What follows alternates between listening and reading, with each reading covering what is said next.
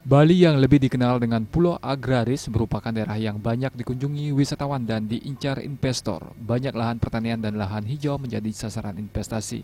Kenyataan yang terjadi saat ini sektor pertanian berada dalam kondisi kritis. Sektor pertanian yang menjadi salah satu daya tarik bagi wisatawan semakin digerogoti banyaknya alih fungsi lahan pertanian. Mantan Kepala Dinas Pertanian Kabupaten Karangasem, Nengah Rimpi menyampaikan, jika alih fungsi lahan pertanian terus dilakukan, sektor pertanian tidak akan bisa berkembang. Nengah Rimpi juga menyampaikan, semestinya pemerintah harus menegakkan regulasi terhadap alih fungsi lahan. Sektor pertanian diyakini mampu meningkatkan ekonomi masyarakat maupun ekonomi daerah secara berkelanjutan. Kalau sektor pertanian, yang kira permasalahan yang sangat menonjol dominan adalah alih fungsi lahan.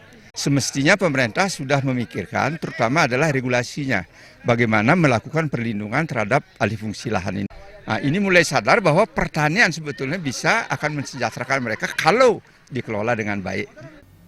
Nengah Rimpi menambahkan, masyarakat menjadi penentu kemajuan sektor pertanian. Pola pikir yang berkembang dalam masyarakat yang beranggapan bila profesi petani adalah pekerjaan sisa harus dihapuskan. Petani justru penunjang utama kemajuan, tidak saja di sektor pertanian tetapi juga sektor pariwisata. Kita meyakinkan masyarakat bahwa pertanian jangan dipandang bahwa itu adalah pekerjaan kotor atau pekerjaan yang berpenghasilan rendah, tidak.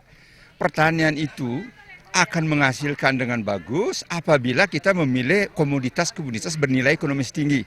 Nah, dengan demikian kita harapkan bahwa petani tidak hanya dipandang sebelah mata sebagai satu pekerjaan yang sangat berpenghasilan kecil, tidak.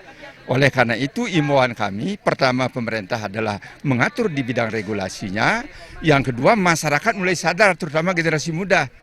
Meriantika dan Artaye, Bali TV.